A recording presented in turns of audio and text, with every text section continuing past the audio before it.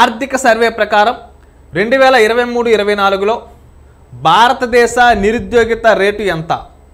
What was India's unemployment rate in 2023-24 according to the economic survey అని ఇచ్చాడమ్మా.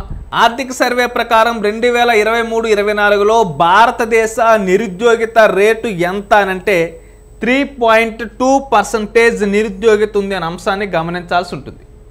So మనకి 2024-25 ఆర్థిక survey ప్రకారం భారతదేశంలో గనక తీసుకుంటే 15 సంవత్సరాలు అంతకంటే ఎక్కువ వయసు ఉన్నటువంటి వ్యక్తుల్లో నిరుద్యోగిత రేటు అనేది గనక మనం తీసుకుంటే 2023-24లో 3.2% తగ్గింది.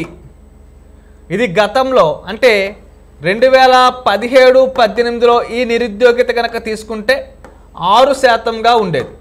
అంటే 2017-18 నుంచి మనకు ఇప్పుడు 3.2% ఈ నిరుద్యోగిత తగ్గిందనే అంశాన్ని గమనించాల్సి ఉంటుంది.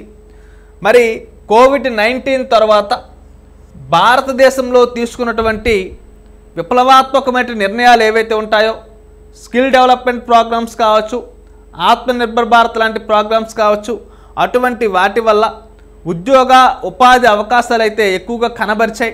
తద్వారా మనకి నిరుద్యోగిత అనేది తగ్గిందని మనకు చెప్పడం జరిగింది.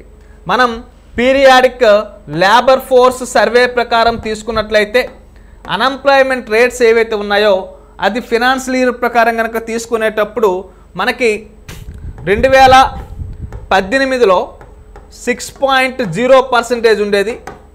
2019లో మనకి నిరుద్యోగిత అనేది 5.8% ఉండేది. 2020వ సంవత్సరంలో నిరుద్యోగిత అనేది 4.8% ఉండేది. 2021లో నిరుద్యోగిత అనేది 4.2%గా మనకు ఉండడం జరిగింది.